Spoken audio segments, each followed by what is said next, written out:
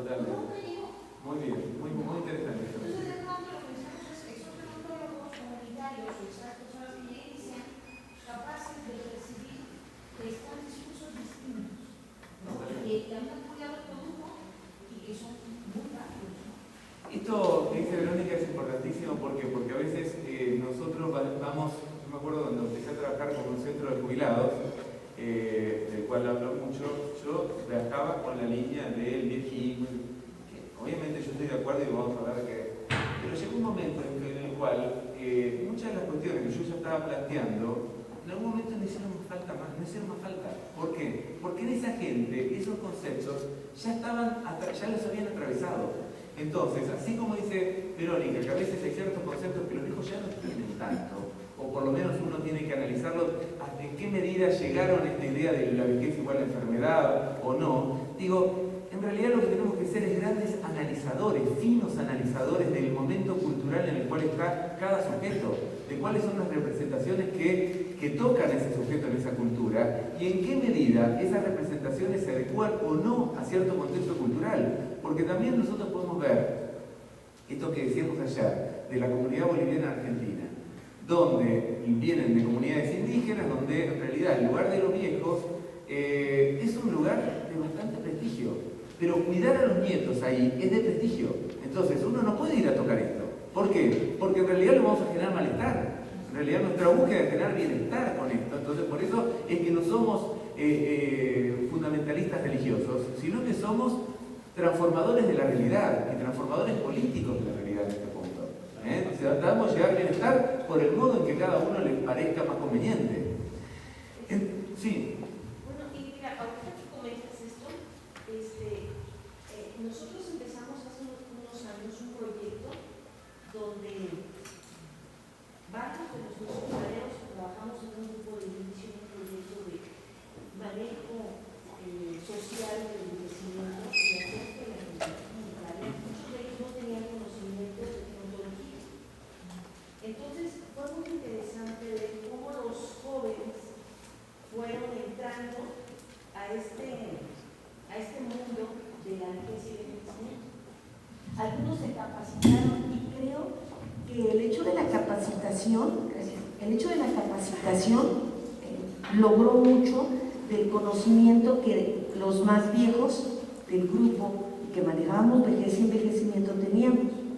Al paso de 5 años hemos logrado hacer como pautas, ¿no? Se trabaja mucho el empoderamiento. Hemos tenido casos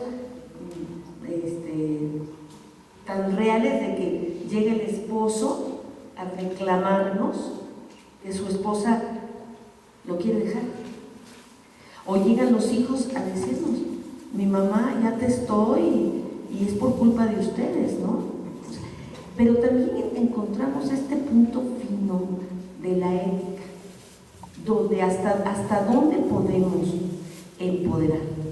Mira, creo que eso es muy interesante, que desafortunadamente algo que nos falta a nosotros, y lo reconozco, es escribir, porque hemos vivido tantas cosas que a veces, así ahorita que te estoy escuchando, estoy viendo, bueno, mucho de esto lo hacemos y como nosotros hemos dicho, alto, o sea, a ver, ¿hasta dónde estamos empoderando a esta mujer, ¿no?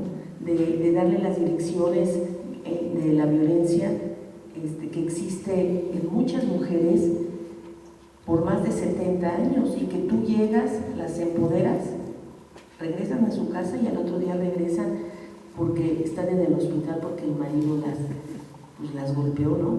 Porque fue tanto el empoderamiento, la información que le dimos, y vaya y denuncie, y mire, aquí está la agencia especializada para la violencia del anciano, y demande, que hasta ahí entonces como que nos hemos parado, ¿no? Esta es una parte. Y la otra parte es también recibir alumnos que son del área médica, por ejemplo, residentes de geriatría, de maestría de geriatría, de odontología, de psicogeriatras, bueno, psiquiatras que van a hacer psicogeriatría, cómo imbuirles esta parte de la gerontología comunitaria. Romper muchísimas cosas, ¿no? Es que yo ya no quiero venir aquí, doctora, yo no aprendo nada aquí. Y digo, bueno, porque eres médico Entonces, ¿cómo valoras que la preparación de pregrado, de posgrado, de la vida cotidiana, de todo, es tan fundamental?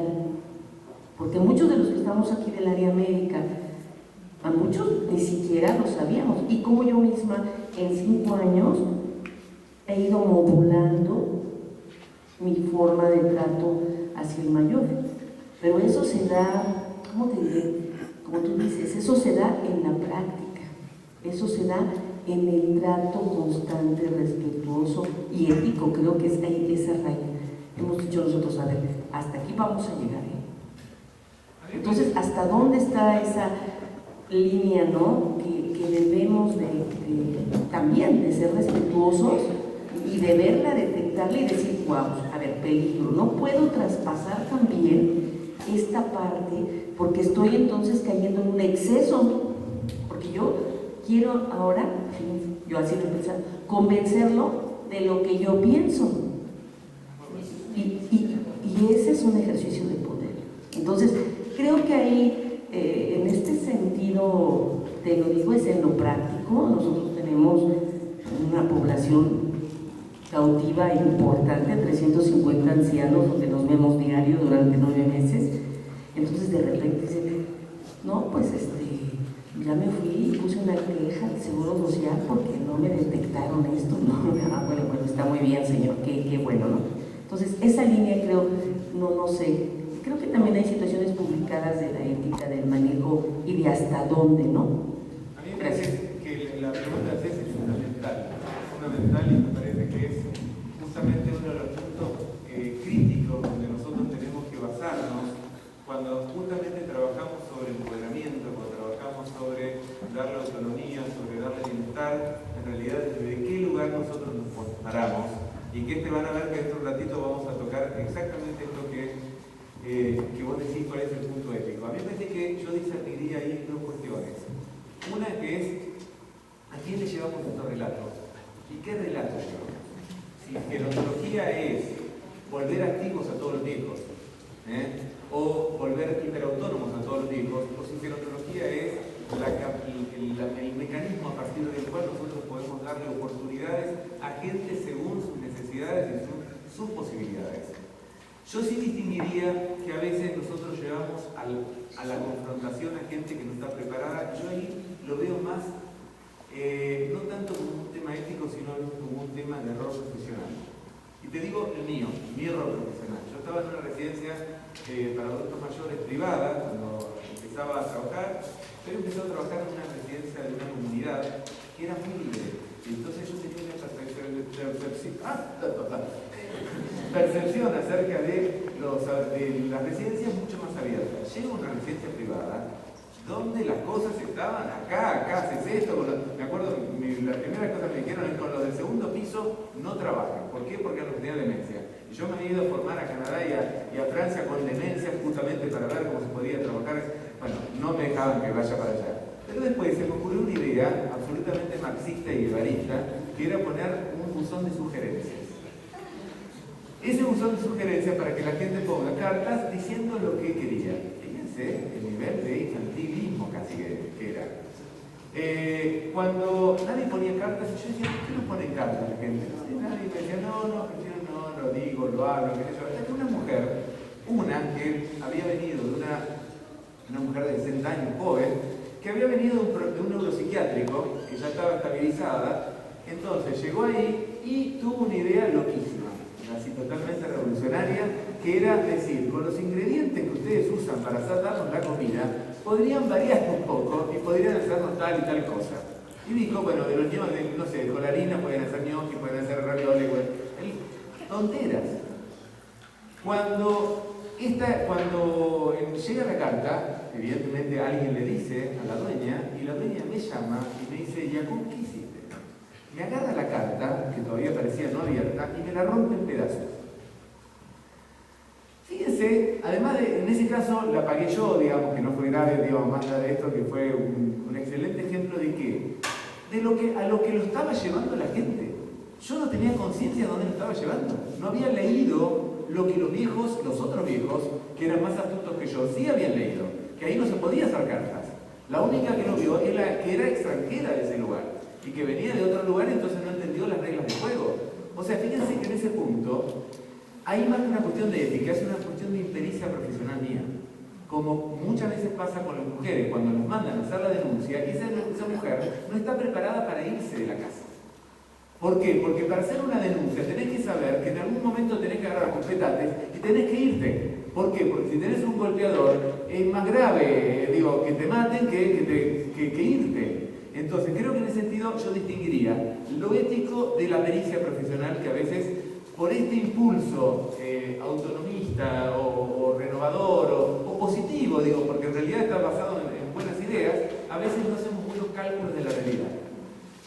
Pero, el punto ético que vos marcaste, que me parece de fundamental importancia, es hasta qué punto nosotros empoderamos o no empoderamos, hasta qué punto hacemos ciertas cosas, desde qué conciencia reflexiva nosotros tenemos que tomar y hasta qué punto nosotros tenemos que venderle una información como si fuera la buena nueva. Hay mucha gente, muchos gerontólogos que parece que están vendiendo la buena nueva. Es decir, si usted cumple tal esta cosa, llegará la vejez feliz. La receta. Y en este punto a veces, y esto voy a ser muy contradictorio a propósito, ¿por qué? Porque a veces cuando uno tiene que salir a la realidad, necesita alguna receta. ¿Por qué? Porque si uno dice, bueno, veremos con cada uno, y uno va a los medios y veremos con cada uno, probablemente no impacte. Uno sabe que la actividad, por ejemplo, tiene una incidencia fuerte y muy positiva en la gente, ¿no? De hecho, uno puede ser muy crítico con el tema de la teoría de la actividad, pero la teoría de la actividad está probada de que mejora en muchas instancias del bienestar subjetivo de la persona. Sin embargo, ¿qué actividad? Si es cualquier cosa o actividad significativa. Hay un ejemplo muy lindo de Israel que cuenta que Israel es un país muy desarrollado a nivel gerontológico y que resulta que había un árabe que estaba internado en una residencia y le hacían hacer terapia ocupacional, que supuestamente era lo moderno, lo que había que hacer.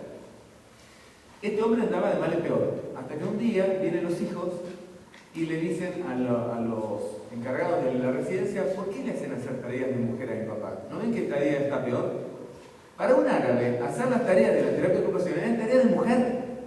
Entonces creo que esto es parte de nuestra falta de pericia. ¿Por qué? Porque creemos que las cosas hay que hacerse de cualquier manera y a veces no podemos medir, no podemos contextualizar cuál es el sujeto al cual nos estamos dirigiendo. Perdóname. Sí, a propósito de esto, de la frontera de hasta dónde llegar, la ética, yo creo que también el tema es hasta dónde abrir el prisma o la mirada como gerontólogos o especialistas que trabajan con mayores. Y quiero decir con esto que la narrativa no la vamos a cambiar exclusivamente trabajando directamente con los mayores, haciéndoles ver sus situaciones, sus realidades, etcétera, sino también con sus entornos. El empoderamiento pasa por ahí también. Si yo trabajo con el entorno de violencia en donde vive esta persona mayor, para cambiarlo, estoy de alguna manera empoderando también a esta persona. Pasa el fenómeno con la analogía que haces del feminismo y el género. Se ha trabajado muchísimo con la mujer y se han ocasionado también muchísimos problemas con mujeres en sus casas, etcétera, de violencia y demás, porque no se trabaja con el hombre. No hay procesos de masculinidad, de creación de nuevas masculinidades, etcétera. Es algo parecido. Yo cuando doy las clases con los alumnos les insisto, su mirada tiene que estar con sus entornos también. ¿Qué van a hacer con los familiares? ¿Cómo enseñarles a vivir con un adulto mayor? Al mismo tiempo estamos enseñando procesos de envejecer, etcétera. Entonces, sí esa frontera, pero también hay hasta dónde y cómo abrir la mirada de trabajo. Totalmente. Incluso cuando lo que hablan de contrarrativas dicen que uno de los efectos más claros que tiene una contrarrativa es cuando no llega solamente a ese sujeto destinado a esa minoría, sino que repercute en el conjunto de la sociedad.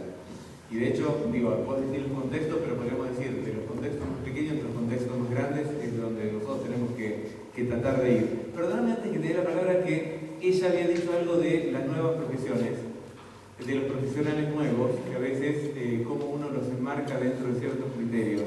Yo te voy a contar algo que va un poco por otro lado. A mí me sorprendió que en la Argentina, por ejemplo, hay dos nuevos personajes, dos insertaron dentro de la gerontología, los comunicadores sociales y los profesores de educación física. Con los profesores de educación física, para mí fue muy interesante. ¿Por qué?